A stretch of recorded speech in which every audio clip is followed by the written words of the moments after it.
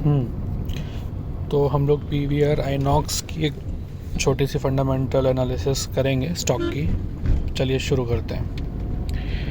PVR INOX सभी को पता है कि ये किस टाइप की कंपनी है। Multiplex revolution in India. Market capitalization की अगर बात करें तो 17,000 करोड़ का मार्केट कैपिटलाइजेशन है, जो कि बहुत छोटा नहीं है। और जिस तरह का बिज़नेस है ये ठीक ठाक मार्केट कैप है इसका। स्टॉक का पी नहीं दिया है, इसका मतलब है कि अर्निंग्स में कुछ प्रॉब्लम होगी, नेगेटिव होगा तभी पी नहीं है। रिटर्न ऑन इक्विटी अगर हम इसके देखते हैं तो return on equity is just minus में है, तो रिटर्न्स इसके नेगेटिव में है, इसलिए इसमें ROE नहीं दिया हुआ है। तो ये तो लॉस मेकिंग कंपनी है। Price to book 2.3, return on equity minus में, रिटर्न ऑन एसेट्स माइनस में, डेट ज़्यादा होगा इसमें।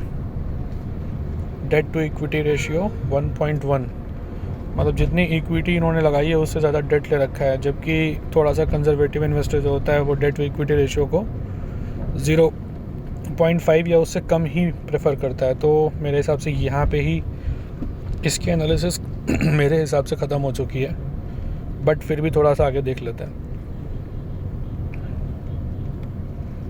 स्टॉक का प्राइस है 1 साल में, 3 साल में, 5 साल में फंसा हुआ स्टॉक है, कुछ नहीं है इसमें। पी रेशियो भी क्या देखना है, मतलब ठीक है। अब हम क्वार्टरलीज में क्या देखें,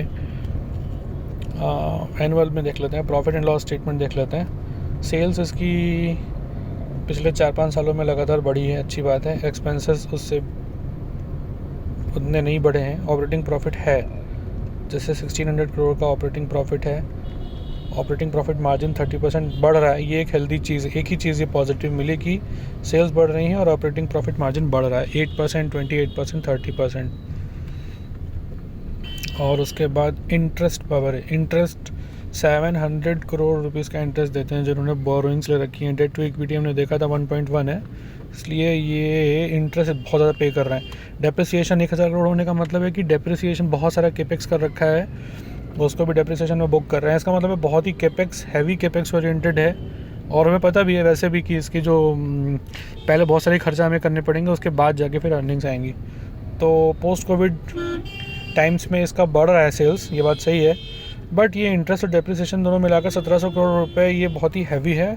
और इसीलिए देखिए नेट प्रॉफिट -748 करोड़, -400, -300, -200। तो ये मतलब कैश जलाने वाली कंपनियां हैं ये सब, मतलब कैश गजलर्स हैं। रिटर्न तो बेकार है, इसमें कुछ भी नहीं देखने लायक है। बैलेंस शीट में देखते हैं।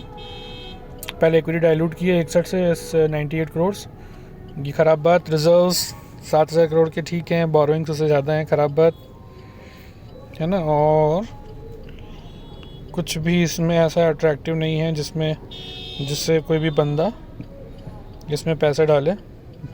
जैसे कि कहते हैं ना, ये टर्न अराउंड स्टोरी हो सकती है, तो उस पर वॉरेन बफेट ने बहुत अच्छी बात कही है, टर्न अराउंड सेल्डम टर्न। तो टर्न अराउंड समझ करके किसी भी कंपनी में पैसा नहीं डालने चाहिए। रिटेल इन्वेस्टर का पैसा बहुत मेहनत का होता है। मेरे हिसाब से इस कंपनी का यही फंडामेंटल एनालिसिस ख़त्म हो गया था, जहां उसका रिटर्न ऑन इक्विटी गायब था और डेट उस पर 1.1 डेट टू इक्विटी रेशियो था। तो हम इस तरह से इसकी एनालिसिस पूरी करते हैं। Thank you so much.